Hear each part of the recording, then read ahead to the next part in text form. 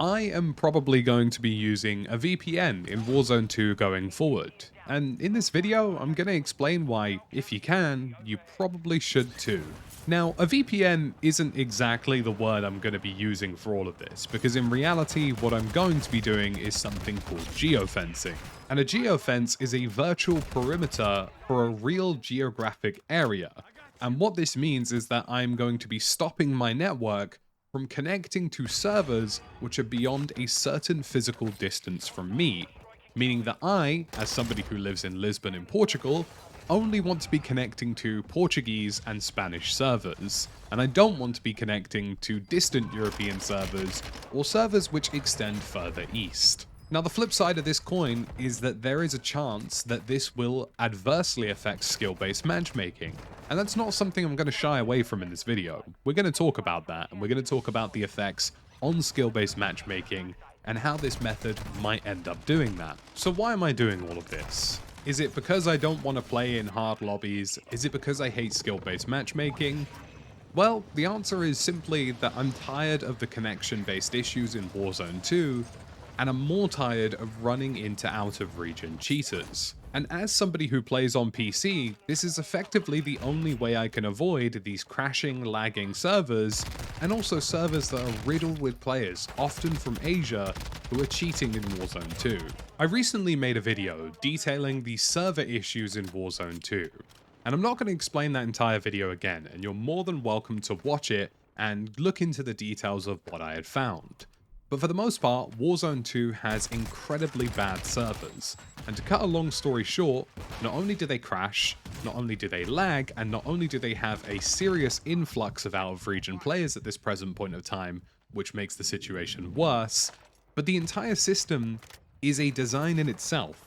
Because of skill-based matchmaking in Warzone 2, it doesn't matter where my geographical location is, and the game isn't concerned with connection-based matchmaking. Because I am of a certain skill level, Warzone 2 would rather that I'm in an extremely laggy, busted or broken server, which might not actually be good for my connection, than be in a game that I can actually play without lagging, crashing, or having cheaters in the game.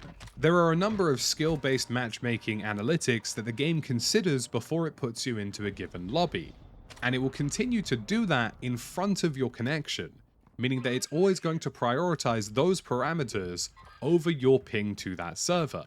And when the server situation is already as dire as it is, then you can see that things aren't looking very good. And a fun fact about SBMM is that you can actually see it in action, because in Mini Royale and Ashika Island, which has less skill-based matchmaking, or enough players within that mode that skill-based matchmaking has to be less aggressive because it has the players it needs, then you end up in servers which have reasonably decent connections. And I've even found myself in servers with 40 to 50 ping, which is a much more acceptable range than the usual 80 to 100 ping that I'm experiencing in Warzone 2.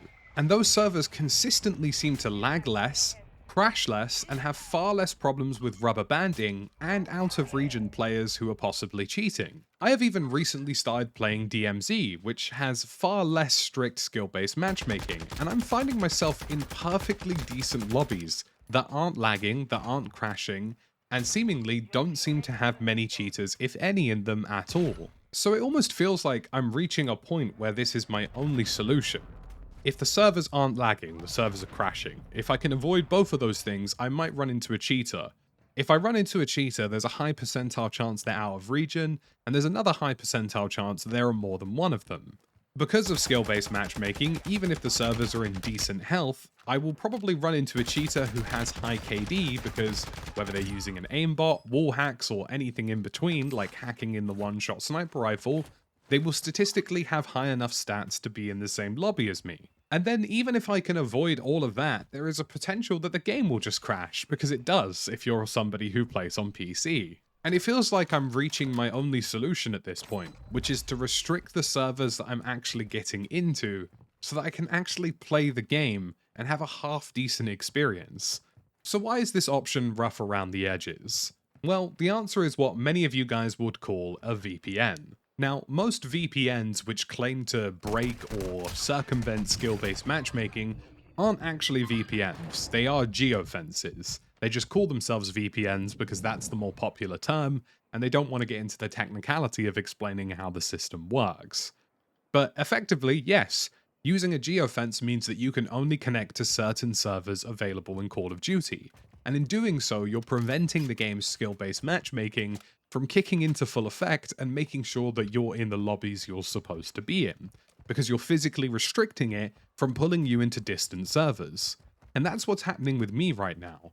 Because I'm of a certain caliber of skill, and because I have a certain KD and a certain number of wins, the game is often ignoring the fact that my closest data center is Madrid and sending me very, very far away, as far as Northern Europe or Eastern Europe, where the population of out-of-region cheaters is higher because it's geographically closer to the continent of Asia, and the area of Russia as well, which in my experience has also had a large number of cheaters. And to make matters worse, Modern Warzone recently showed off a clip that there is a company going around paying people to stream snipe streamers, and are easily able to get into their matches on a regular basis.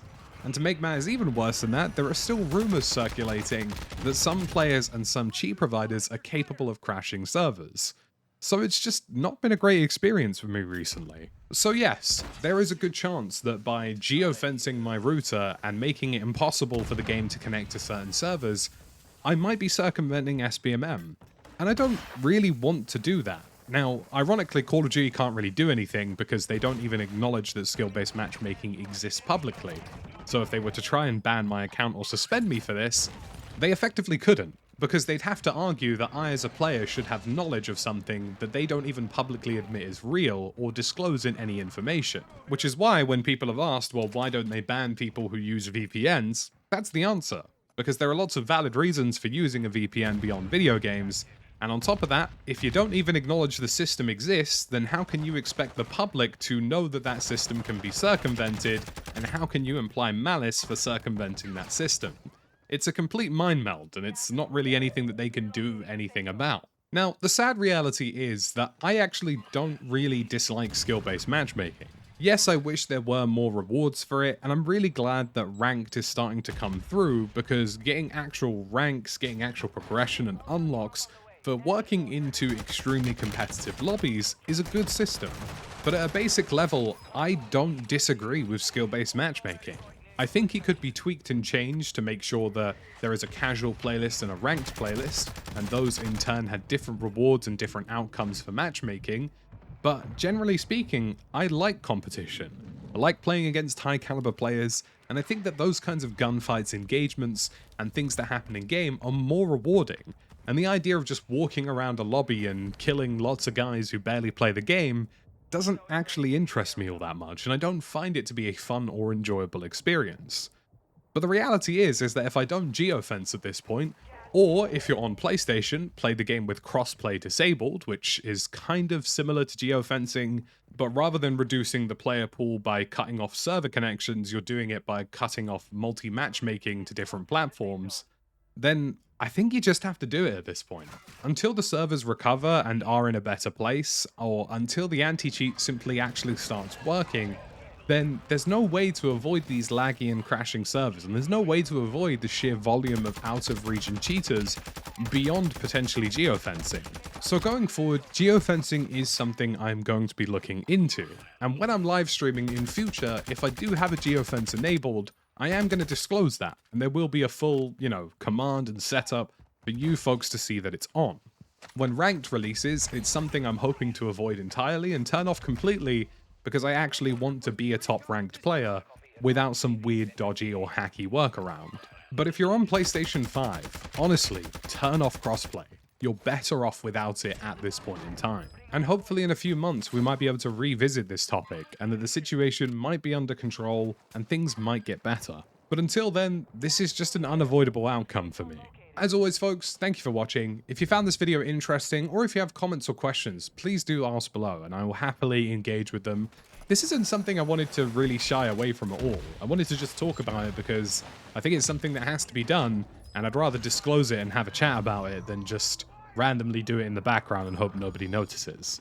As always, thank you for watching, and I'll catch you again in the next video.